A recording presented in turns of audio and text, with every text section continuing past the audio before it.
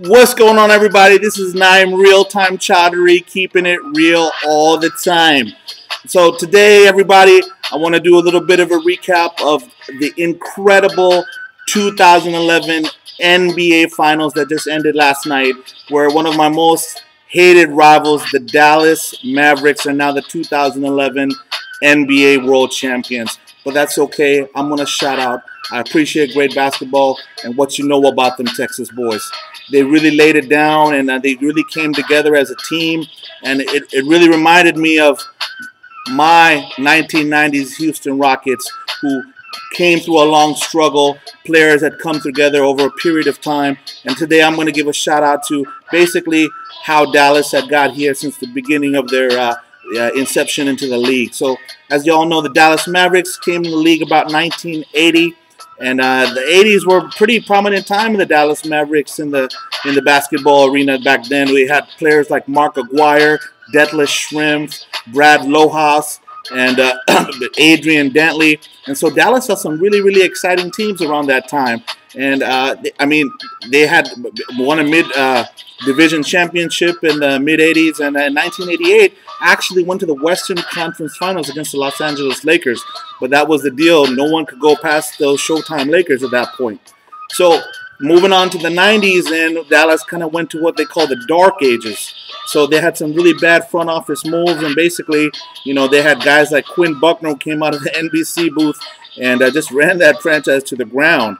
The early 90s were just not very kind to the Dallas Mavericks, and until the mid 90s, that's when they got the original Big Three: JJ, Jim Jackson, Jamal Mashburn, and Jason Kidd. So that team was supposed to basically go pretty far and bring some rings, just like they were saying about this Big Three. But I think they fell in a bottle lick called Tony Braxton, so kind of made them sing the blues, and the team kind of broke up at that point.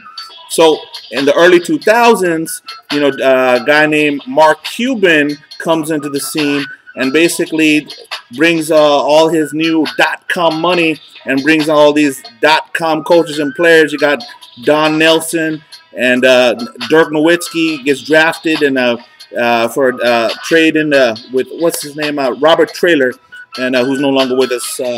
Rest in peace. And Steve Nash and Mike Finley, and put some really, really wonderful teams together and exciting moments. And but the Dallas Mavericks unfortunately couldn't get over the San Antonio Spur hump at that point. So during the mid 2000s, when basically that team started disbanding, I think that's when Dallas had come to its own, and Don Nelson had left. And basically what happened at that point was, they got defeated as the #1 seed against the Golden State Warriors. Is probably one of the most exciting series I've ever seen. But I think that really molded the Mavericks and basically gave them that edge, and put the cohesiveness together, and give Dirk that that struggle where he had to overcome basically a career obstacle and make him the player he was today. And then they got to the NBA Finals against the Miami Heat in 2006, and same thing.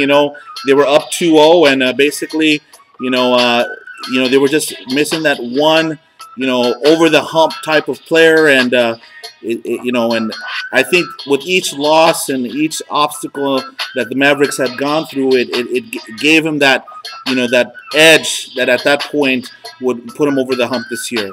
So the Dallas Mavericks, you guys are the real deal just for this year, because we're going to take you out next year. Keep it real all the time. Naim Chaudhary. Till next time, guys.